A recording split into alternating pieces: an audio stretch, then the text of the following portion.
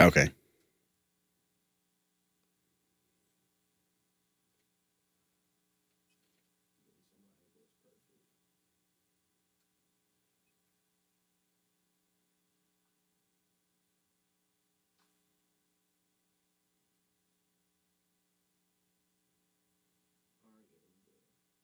All right. Okay. Yep.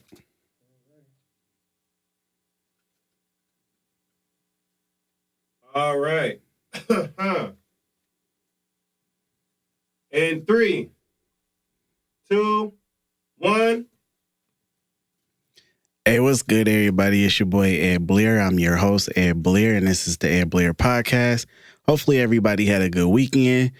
You in for a special treat today. You know, I've had people from all over the place on the podcast. We almost 20 episodes deep, so I'm excited about that.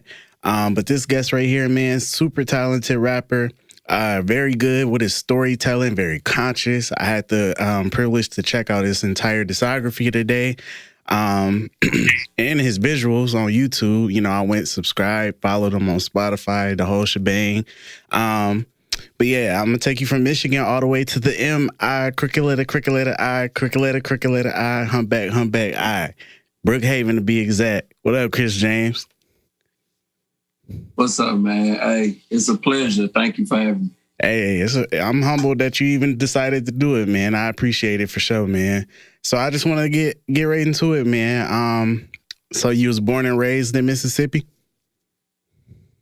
Absolutely. Born and raised Brookhaven, Mississippi, and it's where I still reside. Okay, nice. Why don't you tell the people what it's like? In case, you know, there's some people that watch the show or listen to the show and may not be familiar with Brookhaven, to be exact. Well, if you read the news, you get a lot of negative about the state of Mississippi. You know, people think we're uneducated. You know, we're poor. You know, some people actually think we're still hanging Black people down here. Mm-hmm. But if you come down here, you'll meet some of the most hardworking, some of the most humble people like in this world. You know, I feel like a lot of stuff that's going on in this world was, especially the United States, was built from Mississippi, especially music, you know, because we are the birthplace of music. Right. Okay. I could dig that. Now, at what point in life did you decide that you wanted to start doing music? And then also, what was the inspiration behind the decision to do so? Well, I first realized that I was very interested in music when I was 4 years old. My granddad used to sit me down on the floor next to him. He used to play his guitar like almost every day. And every time I hear those strings ring, I was like, man, bro, I just love music. Right. So as I got older, you know, I was one of those kids in the classroom. If you look in my notebook, in my tablet, you'll see lyrics. You know, that's all I used to write. So at age of 13, I actually started writing my own songs, but I didn't start recording professionally until I was 18. Okay. And for its inspiration, I'm from the South. So mainly my inspiration was Lil Wayne. But one artist that I've always looked up to is Eminem. Oh, nice. Okay. He Detroit in the building, 2 hours away from Kalamazoo. That's where I'm from. So yeah, you do definitely got an interesting story, man. I seen that you had like well over 20 singles on your artist profile. You got some EPs sprinkled in there too. Let's just dive into it and just talk about some of these projects, man. Like the earlier joints, what was the inspiration behind some of those? And then, you know, how did that keep you on track to making your current day projects? Okay. For as my debut EP was Elevation. And that's one thing that I do every single year. Like everybody always has, well, I'm not going to speak for everybody, but a lot of people have New Year's resolutions, but not me. Right. I pray every year that God continues to elevate me. And that's why I decided to name my debut EP Elevation. Okay. And the following EP after that was Writing Rhymes. And you listen to my music. I just spit bars, man. I'm storytelling. I gotta be honest with the people. I gotta tell the truth. Everybody didn't come from the trap. Everybody didn't come from the struggle. Right. You know, everybody not a kingpin and stuff like that. That's not my life. You know, my life is, you know, I'm a well-respected, you know, Black man in my community. I'm married to a beautiful, beautiful lady that has supported my music career since the start. That's what's up. I have a wonderful son that's 2 years old, and my wife is currently pregnant now with our little girl. So my music reflects my life. Yeah, appreciate that. Absolutely, man. I can relate to that. It's true hip hop in its purest form. It's genuine from the heart, very conscious, well thought out. I try to be that way as well with my music. I definitely feel where you're coming from on that. And then, you know, I just recently had a son too. So I definitely related when I watched your, the video that had your son in it. It was like one of your earlier videos. I want to say it was, what was the name of that video? I'm trying to find it. It might have been the one self-titled after him. KO. Yeah, that was pretty dope. That's my son's name. Okay, got you. It definitely touched me for real. That was dope. So let's talk about performing. Like, have you do you perform often? And then also, what would you say your most memorable experience with performing was? Well, I performed. I haven't performed lately, but I performed, you know, in Florida. I performed in Memphis, New Orleans, Atlanta. I actually headlined in New Orleans. Man, I've done a lot of shows in these past couple of years, but I noticed when I get to venues and I start rapping that, you know, I stick out a lot, you know, because a lot of people that rap before me, you know, it's the trap music, it's Atlanta. So when I start rapping, everybody like, oh, it's dope, but I'm not gonna turn you up. Yeah. And I guess my most memorable was, I don't know. It's a toss-up between performing in front of 4,000 people in Memphis, but also I performed a week later in Memphis and almost got shot coming out of a club. Oh, man. Oh, no, the guy was just tripping out, and his old lady was looking at us, and you know how they go. And so he pulled out a gun, but he didn't know, you know, we don't leave Mississippi not strapped. So, yeah. Well, I'm glad that it didn't turn out the other way, man, because I feel like it's enough of us dying nowadays, especially Black on Black, you know, murders. Yep. But I think it's dope that you was able to perform in front of 4,000 plus people. How'd you handle that? I know were you nervous? Like, what was your thought process going into that? Never.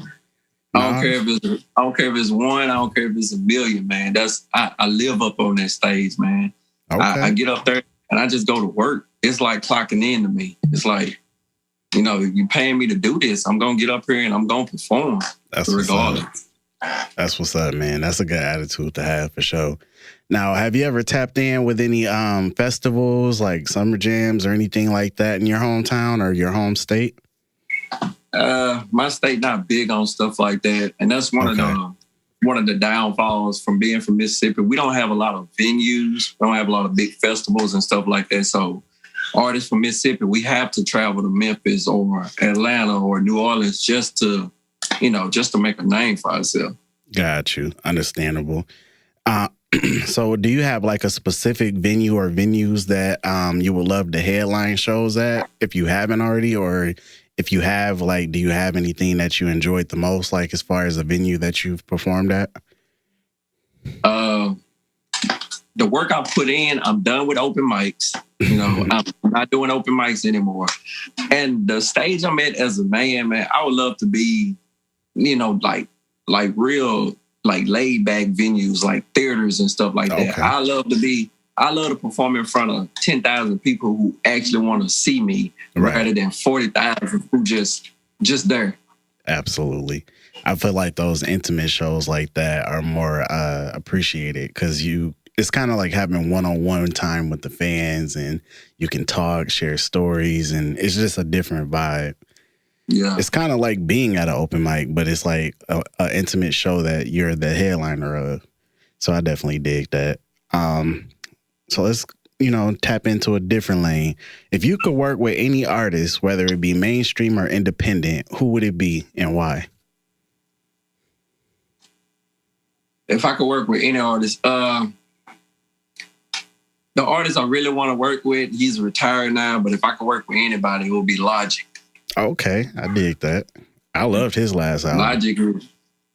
Logic is dope, bro. He is, bro, his wordplay, his everything, his beat selection, it reminds me so much of Eminem, because it's like Eminem is very particular with his beat selection. And Absolutely.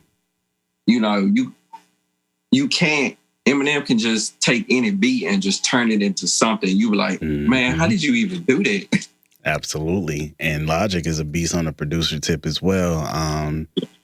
That last album. On. Yeah, for sure. I hear that he might be coming out of retirement. It was a post on IG saying that he was working on a new album. So I don't know. I hope so. Yeah. I would love to work with him one day. I mean, it's a plethora of artists I would love to work with. I mean, before just somebody I would love to just like sit down and just pick their brain, it would definitely be Logic. Okay. You got a couple others you want to just throw out there? Or I would love to work with Drake, to be honest. I mean, he seems like he's a genius when it comes to putting songs together. Yeah, he seems well-rounded for sure. I would love to work with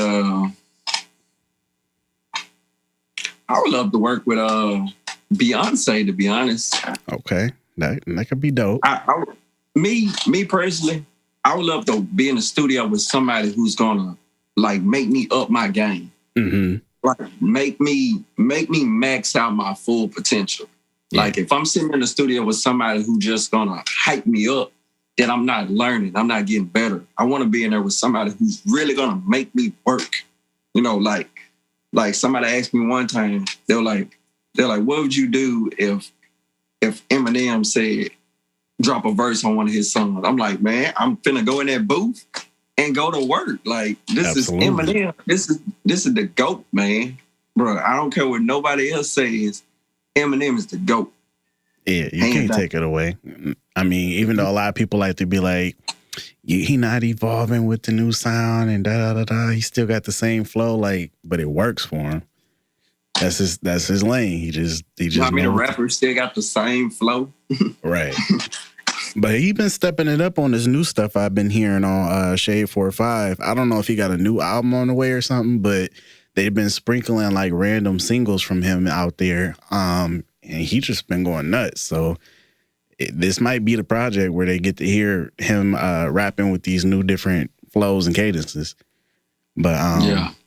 If you had an open budget, what producers would you want to work with and why? Hey, Justice League. Okay, I dig that. Justice League. They is the instrumentals that they produced on that Port of Miami 2 for Rick Ross. Yeah, they was going to say. That's all I need to hear. That's all I need to hear. I could definitely hear you rapping on some Justice League music too, because they got that laid back vibe and it hits real hard, and then like you got that storytelling, like I was saying earlier. That with that consciousness, that'll definitely that'll turn some heads for sure. Now, who would you say your top 5 or top 10 mainstream rappers are? Top 5 rappers in the game now or all time? Or all time, either or. Like your favorites. My top 5 all time rappers. Number 1, Eminem. Number 2, Lil Wayne. Number 3, Jay-Z. Number 4, Tupac. Okay. And number 5 is Drake. Okay, I can get with that. And then also, I always ask artists this question when they come on my show, no matter where they from. Who would you say your top 5 or top 10 local MCs are? Local MCs, for as Brookhaven, I would say number 1, me. Number 2, shout out Zevin. It's hard to name Zevin. He is dope, bro. Okay. he is one of the main reasons I push my, my artistry to a new level. Mm-hmm. Gotta shout out Zevin. Number 3 is Mookie Unique, and I'm not being biased just because he's part. Yeah, I ain't being biased just because he's part of my label, but he actually puts in the work. I watched this guy come to my studio and always put in the work. Okay. 4, I would have to say DeMonte, dope R&B singer. His vocals, and he's only like 24. Mm. He ain't even scratched the surface of what he's gonna become. And 5th, I would have to say it's a female artist named Spider. Okay. She the truth. Rapper or? She's a rapper. Okay. So everybody that's listening and watching, definitely check them artists out for sure. I know I will myself. And then also, who are some artists that you've worked with, from your hometown, other than, like your camp, like that we should be on the lookout for? But me and Zevin did a whole project together. We did an EP called Pause, and it stands for Purifying the Universe So Evil. Okay. And we just dove in, and it's some of the most conscious music you're gonna hear, man. It's like somebody said it was like J. Cole and Kendrick together, and I'm like, hey, that's good. That's good company to be in. Yeah, absolutely. You're gonna have to send that to me. Is it on Apple Music? I don't know if I scroll past it. It's in my catalog. Okay, I'm gonna have to go back and look again. And then, as far as in it, I mainly work with a lot of artists on my label. Mm-hmm. The people, well, DeMonte, I work with him. But the artists around here it's kind of like we in such a small town that everybody kind of like clicked up. Gotcha. Everybody had their little cliques, people who they work with and people who they don't work with. Yeah. Me personally, if your work ethic, can't come close to mine, I don't want to work with you. I feel that. It's the same here in Kalamazoo. I could say that. But I try to bridge the gap with the podcast when I try to get people on here and get to know them and talk to them and stuff like that.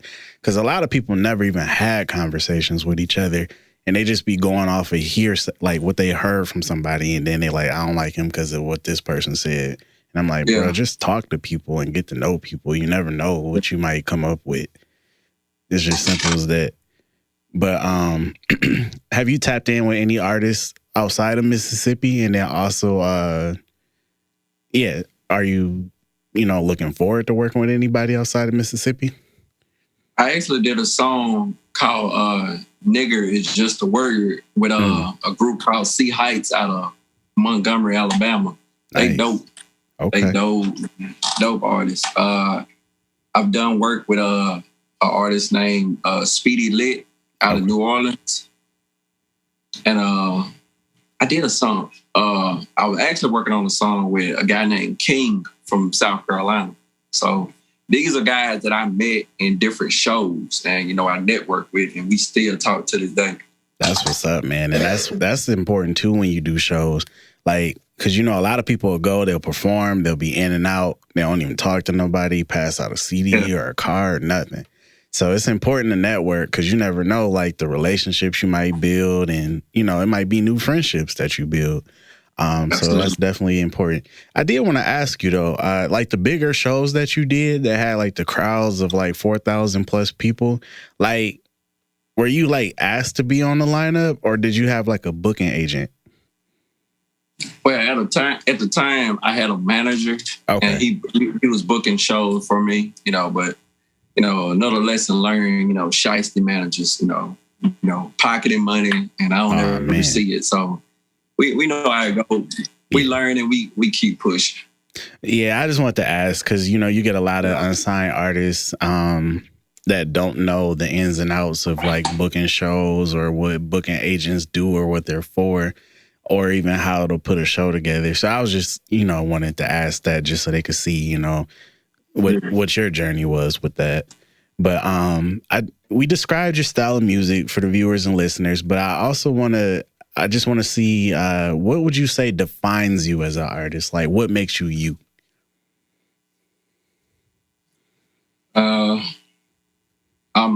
I say it all the time. I'm unfiltered. Okay. I don't have a filter. I'm gonna say exactly how I feel, and I'm gonna say the truth in my songs. Absolutely. I feel like that's the only way to be, man.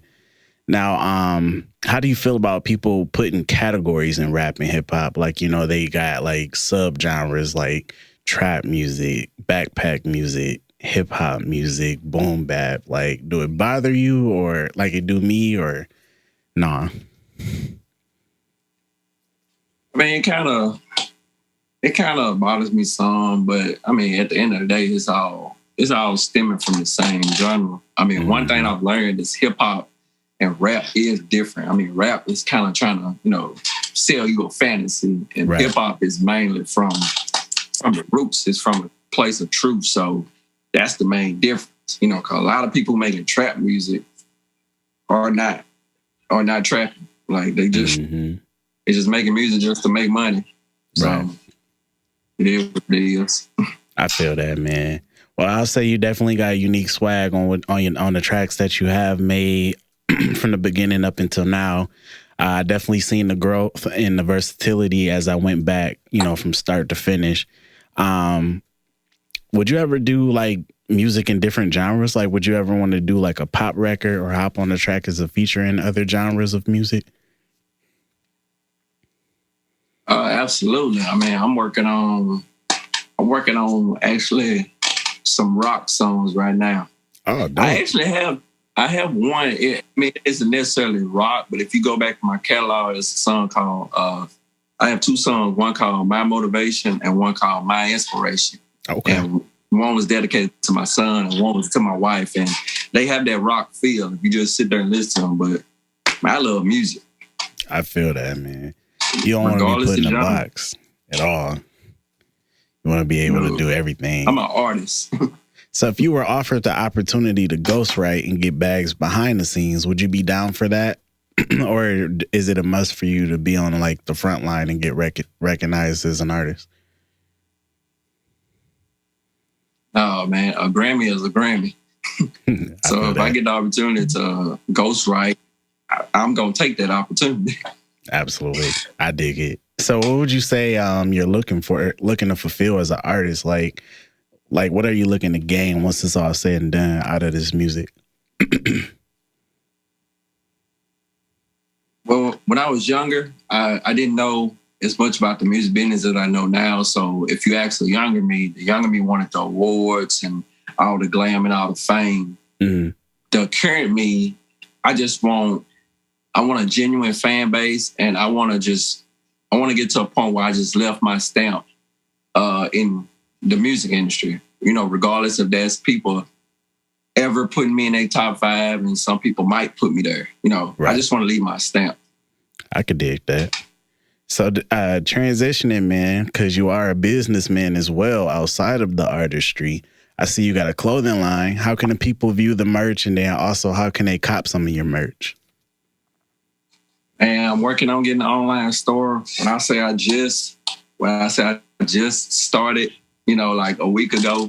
But man, yeah, it's called EAT, which stands for Endure All Trials. And I came up with that idea. And the main thing behind the logos having animals is animals do endure all trials. Absolutely. You know, when a lion wakes up, he a lion. Regardless of it's raining, lightning, it don't matter. He know he finna hunt today. Absolutely. So that's the mindset I'm trying to put in everybody's head. That's why every day I put that hashtag, wake up and eat, you know. So, of course, I want to be considered, you know, a mogul. I don't want to just be, you know, that rapper from Mississippi. I want to be like, hey, that guy, he left his stamp on this world. You know, if I ever win a Grammy, if I win one, it's cool. But if I don't, and people still respect me as an artist, then I did my job. I could live with that. Absolutely. Now, you know, we chopped it up on social media, you know, sports wise. You know, you're a Saints fan, I'm a Lions fan, and I made a bet with you for a feature and I lost in the fourth quarter. But how did you become a New Orleans fan? Like, you got some soul ties over there, or how did that come about? I got no ties in New Orleans. What happened was I grew up in a football home. My dad was he's a diehard Oakland Raider fan. Okay. But I was like, I don't like the Raiders. So the first football game I ever watched, I was like 7 years old. I watched the New Orleans Saints versus the Atlanta Falcons. And the New Orleans Saints were getting the crap beat out of them. But the fans never stopped cheering. They cheered like they was winning, like it was a blowout. And when I saw that, I was like, that's the type of team I want to be a part of. Like, the fans did not quit. Because you see other fans, they'll quit on their team. They'll be like, man, they sorry. I'm going to find me another team. Not New Orleans. New Orleans said, we black and gold until we go. Who that? Who that said they're going to beat them Saints? All right. Well, what you think of them this past season? Say it, but you do it. What did you think of them this past season? I feel like they had a lot to overcome, and then Drew Brees kind of had his little situation, and then everybody was like, Yeah, it was time for Drew to leave. I mean, anybody who is a diehard Saint fan know that it was time. Yeah. You know, it's time for us to move on to something young and fresh. He's gonna always be the GOAT in my book. I mean, I don't care what nobody say. Drew Brees is the greatest quarterback of all time, and I'm going to stand on that. That's not being biased. That's just literally watching this man play football. I mean, I can't even knock y'all's quarterback. It's time for us to... We ain't even had a good quarterback in quite some time, so I can't even talk shit. Y'all, hey, I got to be honest. Matthew Stafford is the truth. I mean... I don't know why y'all can't get it together. Who knows, man? I can't call it. I'm going to just chop it up that it's a Detroit thing. But we got pride, though. But absolutely. With everything that's going on today, you know, with like the young bucks, you know, shooting each other and just doing all types of wild, outlandish things worldwide, what would you say you would like to see happen, like in your community on your end? And then do you feel like there's anything that's not being talked about that should be broadcasted that may bring light, you know, on certain situations that other people may want to come and help with? Well, honestly, a couple of years ago, I was a former police officer for my community. And I saw a totally different side of the world, you know, as a black man, which, you know, every time we walk out our house, it's like, it's a blessing that we get to walk back in every day. And so for me to put that uniform on and get to see the world from a different viewpoint, you know, like if you ever played Grand Theft Auto and you stole a police car, you know, you have time of your life, but to actually drive one as a black man and not be sitting in the back seat was mind blowing to me. So I feel like our community needs to understand that all cops aren't bad. All cops aren't racist. And all black people aren't thugs. Right. You know, we need to, all white people aren't racist. Like we need to understand that there has been labels placed on everybody in this world, and we've gotten so clicked up that we forgot the whole factor of us being human. Right. Us being God's children. And I wish people would realize that, you know, hate and fear is fueling this world. And if we don't remove them two, then we headed toward destruction. Okay, I can dig that. I definitely agree on that. Now, what do you think there's some ways that people can be more active in the different hoods and also make an impact on future generations? We have to start, I think the biggest impact we can make is just start telling each other the truth. Start telling each other how we really feel about situations. I mean, I've told people, you know, I've had conversations with many white people. I like, look, if you hate black people, just be honest. Right. I mean, what's the point of lying? You know, lying makes things worse. And I feel like people just need to start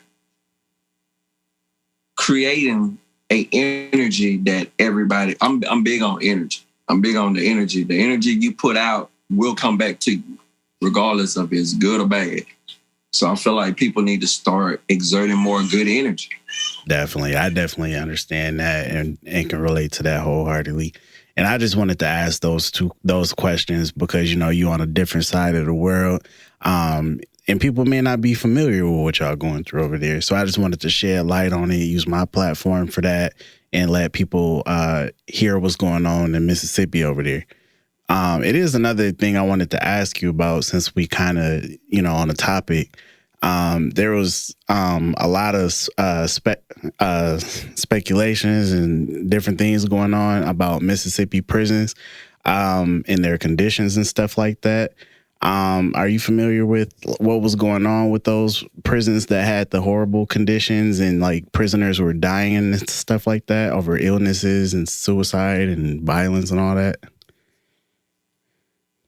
Yeah, I mean, I'm familiar with it, and it is terrible. I mean, just because they're prisoners, I mean, they're not animals. You still have to treat them like humans. And I'm a little biased with it because, you know, anybody who ever talked to me know my standpoint on prisoners is, I mean, if you're in jail for, you know, tax fraud, I mean, you shouldn't be treated like an animal, you know. Mm. But, you know, I know it's not a godlike mindset, but my true mindset for like child molesters and rapists, I don't care what happened to them. Right. Because I can agree with that. I just have to be honest. You're the scum of the earth to me. I don't Absolutely. Have no love for you. You know, you're God's children, so it's not my job to, you know, punish you or my job to judge you. You know, you're gonna have to deal with that in your own time. Yeah. But the whole prison system should be different. If I ran a prison, it'd be like a hotel. It like the first floor, the top floor would be like tax fraud and, you know, parking tickets and all that stuff. You know, you up there, do your little time and go home. You know, the second floor will be, you know, your murderers, of course. You got to put them, you know, in violent crimes, put them all together. Right. But the bottom floor with no light and nothing, oh, that's your child molesters and your rapists. You down there. That's where you will reside. I dig that. That's just me. Make sure you patent that. That way ain't nobody stealing your ideas. But now, if just going on to a new subject here, if money was no object, what are some ways you'd want to give back to your city, whether it's helping kids, adults, or simply just building something of your own? I'm a youth football coach, and I've been a youth football coach for about 12 years, and I don't get paid to do it, but I love it, man. I love it. I've seen a lot of kids that were coached by me become very respectful young men, and that's my job. You know, every time I stand in front of the kids, I'll be like, "Look, I don't care about football. I don't care about making you a great football player. I want to make you a great young man. Right. I want to make sure that you become a model citizen in this world." And I've been pretty successful. I'm a 3-time champion as a youth football coach. Nice. I actually won with a girl quarterback. That's what's up, man. Well, why don't you give your program a shout out? What's the team name and some of your staff? Well, I don't coach with them no more, but when I was with them, it was the Southern Wildcats. I coached 5 years with them and won 2 championships, and I left them, and I currently coach with a local high school, Lloyd Star. Okay. I coached the youth team, and we went undefeated this past season. That's what's up, man. Congratulations on that. I seen that you had one of your players in your music video. He had his game jersey on. I thought that was so. Now that you said who the team was, I think that's pretty dope that you put him in the video. Yeah, I mean, you gotta look out for the kids, man. I mean, they're the future. You know, if we don't put the right stuff in them, they only gonna gravitate to the negative stuff, and that's pretty much what the world is becoming now. The music industry has become so vague now. It's a lot of just negative stuff, a lot of killing, a lot of drugs, and I don't know your standpoint on it, but a lot of gay stuff is being thrown in kids, and I'm not with that. I don't want to say the wrong thing, and you know I get put in cancel culture. Yeah, we know how that. Yeah, we know how that community is. So I'm not gonna get you in trouble. But that's just my standpoint. If anybody listening, this is Kris Jamez talking. You know, I ain't got no disclosure for you, but I ain't gonna put it all on you. But I feel you though. Now, yeah. What was I gonna say here? As an artist, you know, our voice and our platform is bigger than what we like to believe it is, and we have great influence on the world. What would you like to be remembered for as an artist, and then also, how do you want to be viewed upon as an artist? I love to be remembered as an artist who was true to himself, who lived his life truthfully, who loved his wife, and who was a role model for his kids and the youth. That's how I want to be remembered. Absolutely. I could dig that.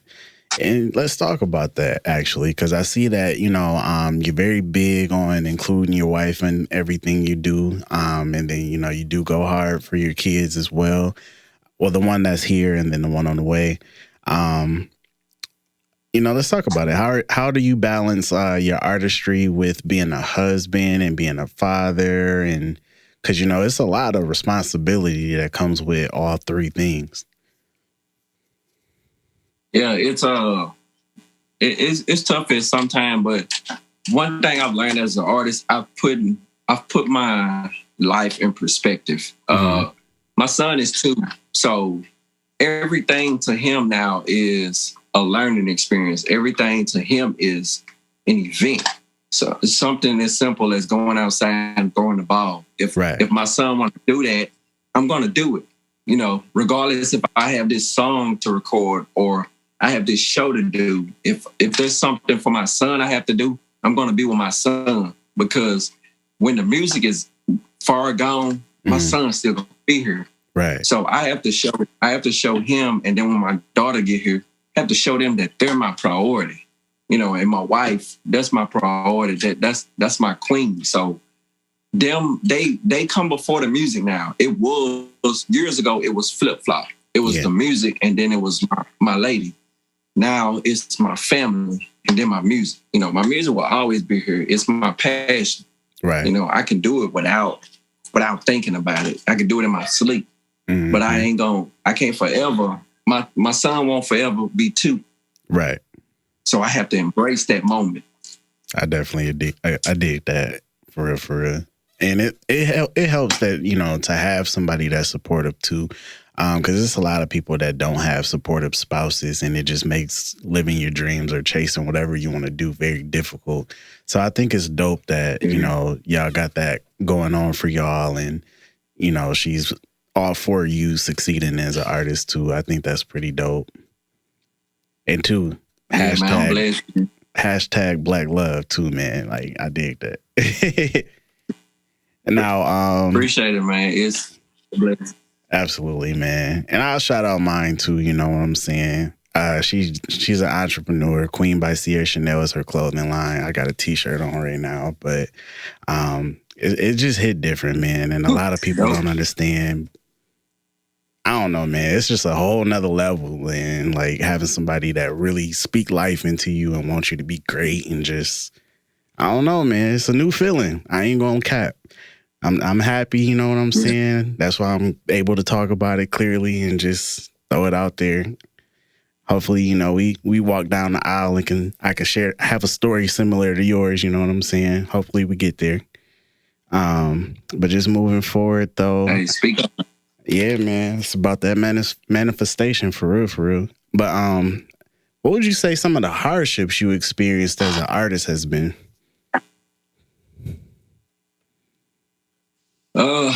Man, whatever, the same thing every artist experience that really want to do this is trying to balance that and then a 9 to 5. I mean, it's you be sitting in that 9 to 5, you feel like you're just wasting your time, bro.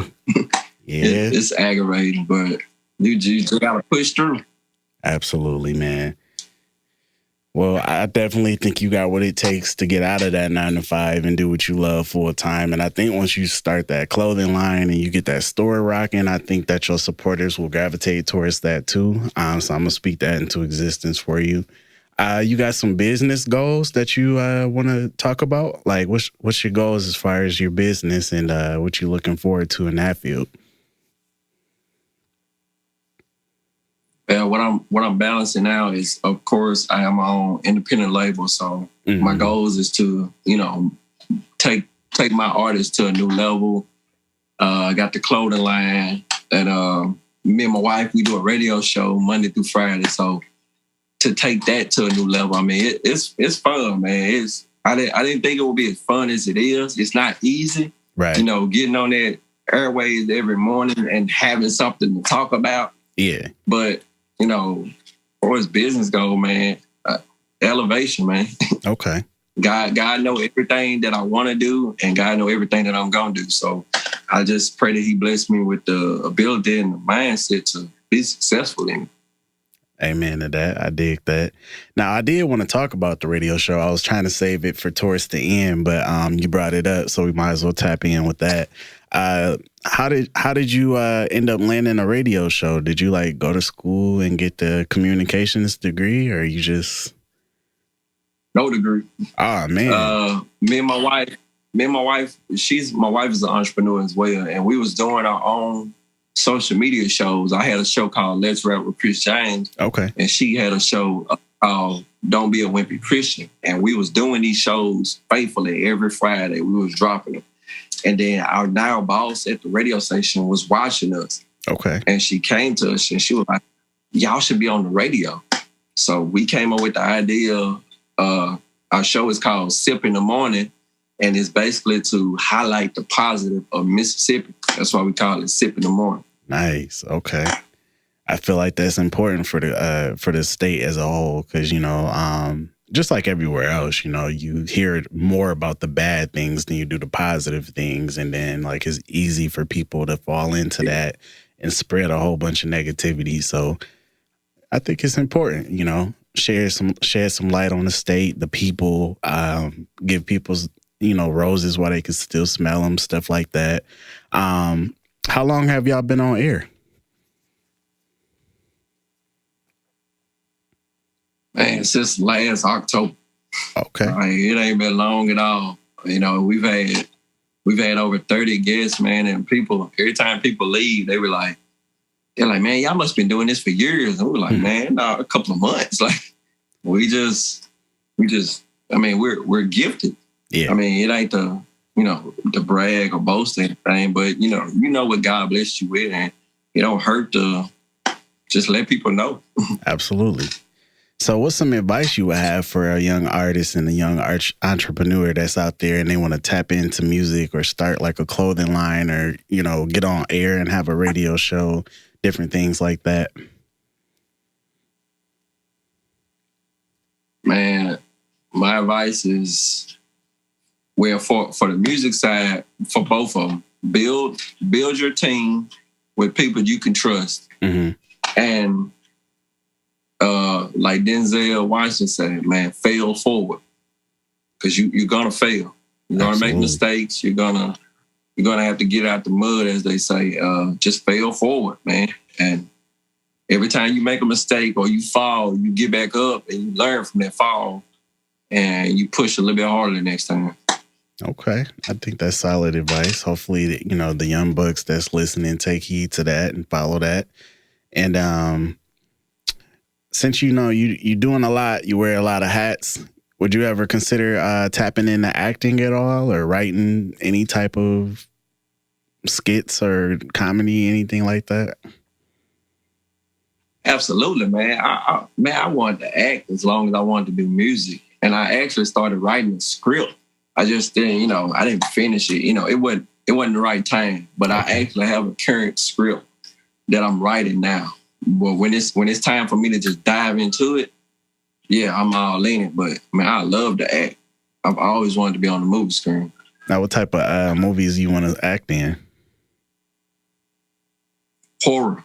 That would be lit. I love horror movies. I love horror movies. Is that what you was writing? A horror movie? It was kind of a suspenseful movie. Mm-hmm. It had like it had like a really deep meaning because it was going to be based around mental health, which is one thing in the Black community we need to start talking about more, you know, so. Okay. But yeah, horror movies, man, I feel like you can't, I feel like it's easy to act in a horror movie because you just gonna have natural reactions. Like, yeah, that'll be lit though. Hopefully some opportunities present themselves that way you could tap into that world as well and add that to the resume. Because I do feel like it's important for artists to have more than one stream of income. You know what I'm saying? Acting pays well, being a director pays well. I mean, it's just a lot of money out here. You know what I'm saying? And even if you're not doing it for the money, did you see the movie? Huh? Yeah. Did you see the movie It? Yep. Okay, like I watched the behind the scenes, and when they were shooting the scenes with the clown and the kids, yeah, they didn't let the kids see him until they were shooting them scenes. So all their reactions was natural. Wow. See, I never would have guessed that. I thought they was just really tapped into their characters. That's crazy. Hell no, they were like, man, damn, that dude is big, bro. That's what's up, man. Well, I know. Now, who would you say some of your major influencers are? Just for any aspect of life. Some of the major influences. Logic influenced me because I feel like we kind of like, in some way, kindred spirits. You know, he dealt with the mental health. I dealt with it. He's a father. I'm a father. He's a husband. I'm a husband. We're both dope lyricists that we kind of feel like we always get looked over. We're the kind of like underdogs. So he's a big influence. Jay-Z is an influence when it comes to business. He really he gets me on the business side. And for us, a local influence would be my guy Re-Up. Randy Re-Up Williams. He's the CEO of Slab Rider Entertainment, which is in Brookhaven. Okay. He taught me so much. Like I wouldn't be the artist I am today without him. Like just sitting in the studio till like 4 a.m, just watching tutorials, watching videos, just learning. That's what's up. Well, I'm happy, you got some positive influences. I definitely could see it, flowing into the things that you do, for sure.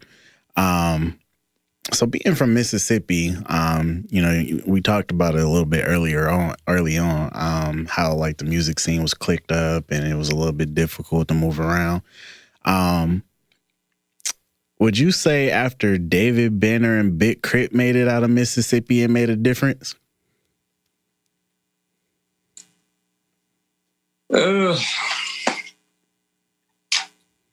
Not really. No. I mean, I love Big Crit. I can't say nothing bad about Big Crit. Mm-hmm. David Banner, on the other hand, he cool, but I feel like he could have done more for our state. I mean, I feel like if you made it to the mainstream level and you're around all these mainstream artists, Busta Rhymes, Lil Wayne's, Jay-Z's, like all these big time artists, why are you not hosting events for indie artists and bringing these big time artists to just watch them?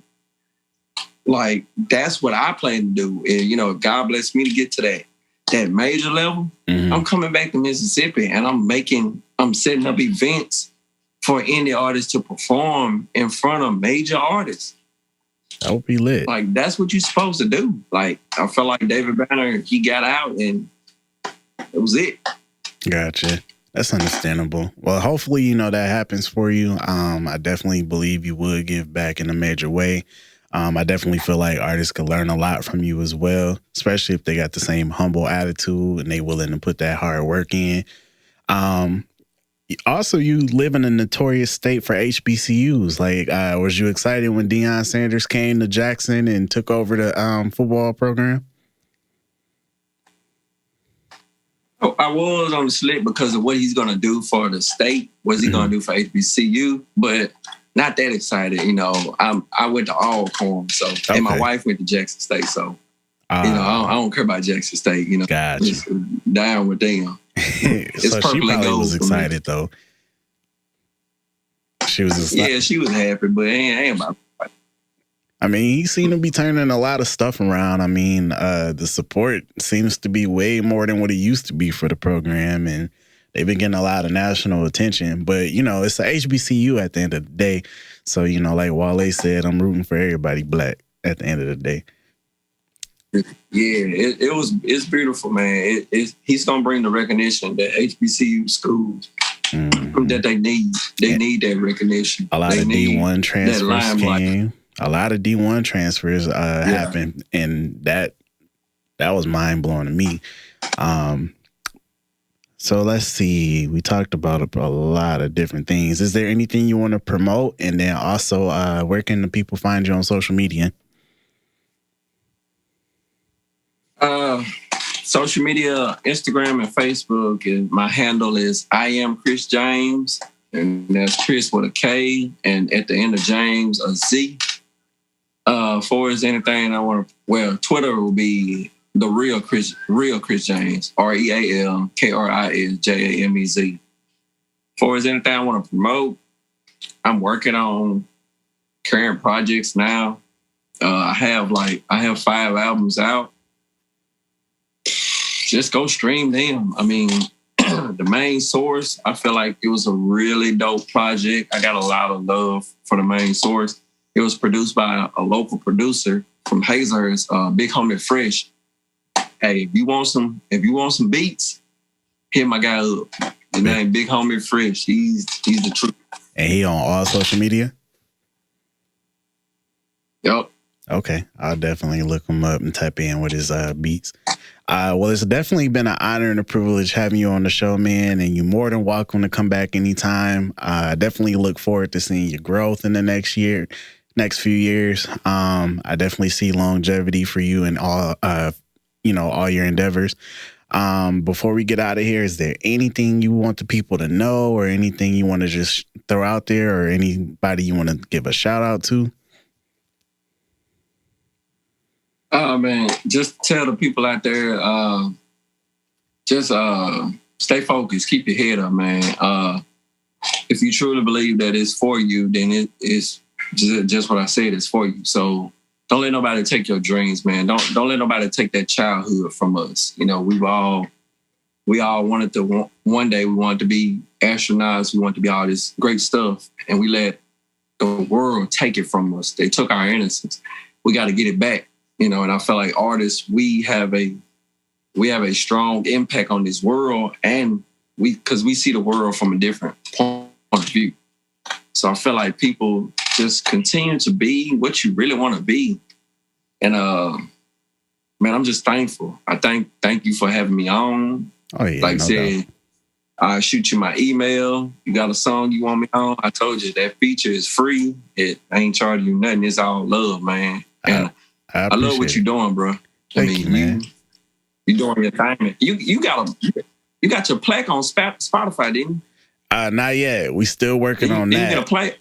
We still working on the Spotify and the Apple plaques. I did the Music Streaming Award plaques just to celebrate like how many streams I had on all the streaming sites combined. But Spotify specifically, I'm still working on that. But it's coming though. But I appreciate it, man. And hey. You're more than welcome to come back, as I said. I'm going to tap in with your clothing line as well as soon as you drop the link. I will give you my email and everything as well. We're going to chop that up. But I'm going to go ahead and get out of here. I wish you the best and much success, and I'm going to chop it up with you as soon as I get out of here. You too, man. Hey, nothing but success coming your way, bro. I appreciate it, man. Be blessed. You too.